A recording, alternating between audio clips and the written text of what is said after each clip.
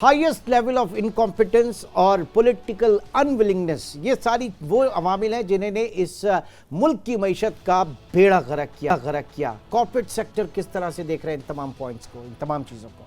देखिए, corporate sector के लिए एक बहुत बड़ा प्रॉब्लम ये है कि जब आप देख रहे हैं कि कहीं कोई एक प्रॉब्लम नहीं, चाहे वो इंपोर्ट की रिस्ट्रिक्शंस हो, रॉ मटेरियल इंपोर्ट करने, चाहे वो डिविडेंड रीपैट्रिएशन हो, ओवरऑल जो इकोनॉमी इतनी डल है, आपकी डिमांड इतनी जो है वो इस एक्टिविटी की वजह से इतनी स्लो डाउन हो गई है कि इसका असर कॉर्पोरेट्स पर, उनकी प्रॉफिटेबिलिटी बहुत तेजी से आ रहा है। नहीं, लेकिन आप लोगों को कितनी प्रॉब्लम होती है अपने क्लाइंट्स को? जाहिर है कि आप तो बैठे हुए हैं फॉरेन इन्वेस्टमेंट, पोर्टफोलियो इन्वेस्टमेंट लेकर आने के लिए पाकिस्तान में, आपको तो बड़ा रोजी पिक्चर, एक अपॉर्चुनिटी, ये सारी चीजें उनको दिखानी है, ये बड़ा मुश्किल होता होगा। देखिए, ये उन हालात में ये चीज़ें हो रही हैं जब आपके पास हर दूसरे दिन एक लिस्टेड कॉर्पोरेट का नोटिस आता है कि हमें अपनी प्लांट्स जो हैं वो कुछ दिन के लिए बंद करने पड़ेंगे क्योंकि हमारे पास इन्वेंट्री नहीं है।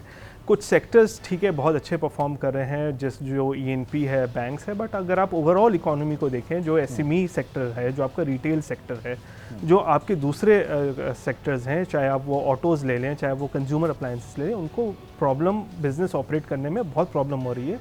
ख़ासतौर पे ये इंटरेस्ट रेट्स की वजह से, जब एक इकोनॉमिक साइकिल चलता था, कॉस्ट ऑफ बोरिंग इतनी बढ़ गई है, फिर आपको इम्पोर्ट में रॉ मटेरियल्स अगर नहीं हो रहा तो आप किस तरीके से अपनी सेल्स को मेंटेन करेंगे। और फॉरेन इन्वेस्टर्स भी यही देखते हैं कि जब तक आपकी पॉलिटिकल स्टेबिलिटी नहीं आती, जब तक इकोनॉमिक स्टेबिलिटी नहीं आती, जब तक आपका करेंसी का आउटलुक क्लियर नहीं है, जब तक आपका इंटरेस्ट रेट का आउटलुक क्लियर नहीं है, तो कोई जब लोकल इन्वेस्टर्स का एतमाद आपकी मार्केट पे नहीं हो तो फॉरेन्स का किस तरह आ सकता है। तो आई थिंक ये अभी बहुत आई थिंक शायद हमने जो इतना मुश्किल वक्त देख लिया है, इससे एक लेसन हमें ये ले लेना चाहिए कि हमें फौरी तौर पे ऐसे इक़दाम करने चाहिए जिसकी वजह से आपका इन्वेस्टमेंट क्लाइमेट बेहतर हो जाए, ठीक, और इन्वेस्टमेंट्स आना शुरू हो जाए। जी शब्बर ज़ैदी साहब, अब एक चीज़, जितने भी आप फाइनेंस मिनिस्टर पिछले 10, 15, 20 साल के उठा के देखें, जितनी भी प्राइम मिनिस्टर की स्पीचेस उठा के देखें, सब बात करते हैं कि हम 6% की इकोनॉमिक ग्रोथ को टच करेंगे, 7%, और रीजन के हम एशियन टाइगर बन जाएंगे। बाबा, आपको अगर तबाह किया तो ये इसी 6-7% की इकोनॉमिक ग्रोथ के टारगेट ने, क्योंकि आपका पूरा का पूरा इकोनॉमिक मॉडल जो है वो इम्पोर्ट ओरिएंटेड है। आप रॉ मटेरियल इंपोर्ट करके अपनी फर्निश गुड को एक्सपोर्ट करने जाते हैं, जब आप अपना इंपोर्ट खोलते हैं बैलेंस ऑफ पेमेंट का क्राइसिस आता है। ये क्यों हम अपने इस मॉडल को चेंज नहीं कर सकते? ऐसी कबाहत क्या है इसमें सर? देखिए पहली बात तो मैं थोड़ा सा with due respect Imran, portfolio investment नहीं होती।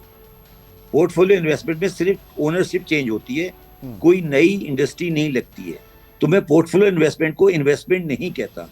तो जो कुछ भी ये जेएस सिक्योरिटी वाले कह रहे हैं, ये मेरे लिए बहुत अहमियत नहीं रखता। मैं इनको स्टॉक ब्रोकर समझता हूँ, इन्वेस्टर नहीं समझता। ये मैं किसी बुराई में नहीं कह रहा, मैं सिर्फ ये कह रहा हूँ कि ये एक अलग फील्ड है। हम इनको बहुत ज़्यादा इंपॉर्टेंस दे देते हैं कि ये पाकिस्तान में कोई इन्वेस्टमेंट लेकर आ रहे हैं। यस, कैश लेकर ज़रूर आते हैं, मगर ये इन्वेस्टमेंट बहुत रेयरली होता है कि कोई पोर्टफोलियो इन्वेस्टमेंट किसी नई इंडस्ट्री में आ रही होती है। पहले ये बात अपने दिमाग में रख लें कि ये स्टॉक एक्सचेंज पाकिस्तान में कोई investment in the recent past नहीं ला सकी है, ये भी अपने दिमाग में रखें। तो ये जब हम ये कहते हैं गवर्नमेंट फेल हुई है, तो ये भी फेल हुए हैं। स्टॉक एक्सचेंज की जो मेंबरशिप है, वो मेंबर कम हो गई। खैर, ये एक अलग बात है। देखो इमरान, मैं एक बात कह रहा हूँ, तुम ये जो बात कर रहे हो कि ये, मैं असफर की एक बात से डिसएग्री करता हूँ कि कॉम्पिटेंस की कमी है। कॉम्पिटेंस की कमी नहीं है, सेल्फ इंटरेस्ट है। जो भी पाकिस्तान में हुक्मरान रहा है, इंक्लूडिंग एस्टेब्लिशमेंट, मैं बहुत बड़ी बात कर रहा हूँ इमरान, इंक्लूडिंग एस्टेब्लिशमेंट, उनके जातियात का सेल्फ इंटरेस्ट है। उनके पास सोच ये नहीं है कि हमें पाकिस्तान को अगले 25 साल में कहाँ लेके जाना है।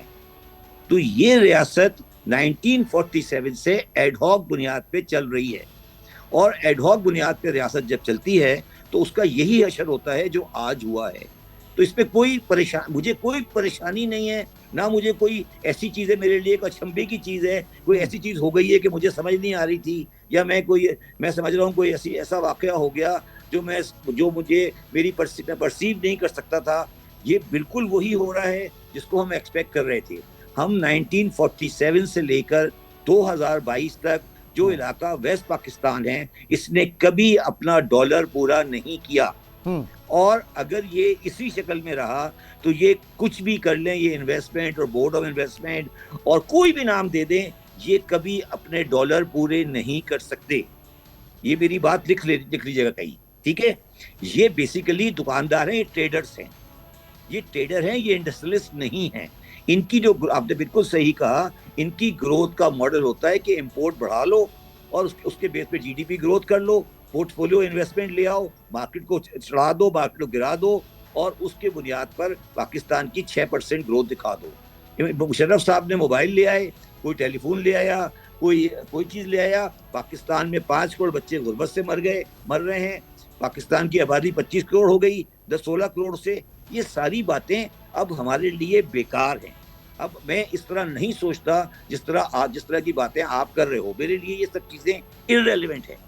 अब मैं ये सोचता हूँ कि इस रियासत को, जो कि तबाह हो चुकी है, अगर कोई नहीं मानता कि तबाह हो चुकी है तो वो बेवकूफ़ बना रहा है लोगों को, तो उस तबाहशुदा रियासत को कैसे बनाया जाए, ना कि ये कि मैं छोटी मोटी टिंकरिंग करूँ।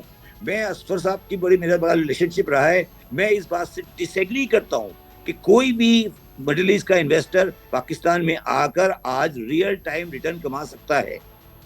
नहीं, पाकिस्तान में मार्जिन नहीं है। अगर आप उनको डॉलर रिटर्न दे दोगे तो उनका वही हाशर होगा जो पहले आईपीपी का हुआ था। तो ये गलती भी नहीं करनी चाहिए हमें। जो वाहिद चीज है जो मैं समझता हूँ जो आप कर सकते हो, वो ये है कि जो स्टेट की अनयूटिलाइज्ड लैंड है, इसको आप राइट प्राइस पे दो और अपने लोन अदा करो और आगे बढ़ो। ये जो हम बिला वजह की चीजें करने की कोशिश कर रहे हैं कि हमने कोई इधर से 4 पैसे पकड़ लिए, 4 पैसे वहां से पकड़ लिए, इसको आज पूरा कर लिया, इस सब छोटी छोटी बातें हैं, इनसे कुछ नहीं होगा। तो पाकिस्तान का पहला हल ये है कि एनएफसी अवार्ड को खत्म किया जाए, पाकिस्तान में 10 सूबे बनाए जाए, 15 साल के लिए इकोनॉमिक। अब तो हर बंदे के नाम पे चार्टर ऑफ इकोनॉमी का लफ्ज आ गया ना। अक्सर को याद है, ये मेरा क्वाइन किया हुआ वर्ड है, ये मैंने 1988 में क्वाइन किया था कराची के सेमिनार में।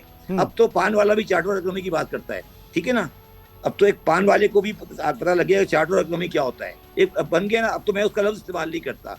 आपको 10 साल तक, 20 साल तक, बोले 10 साल नहीं बल्कि 20 साल तक ऑटोक्रेटिक, मैं लफ्ज इस्तेमाल कर रहा हूँ, ऑटोक्रेटिक इकोनॉमिक पॉलिसी लानी पड़ेगी। और वो ऑटोक्रेटिक पॉलिसी जमहूरियत के अंदर भी आ सकती है, माशाल्लाह के अंदर भी आ सकती है। अब ये आप मईशत से खेल खेलना बंद करें, बहुत हो गई।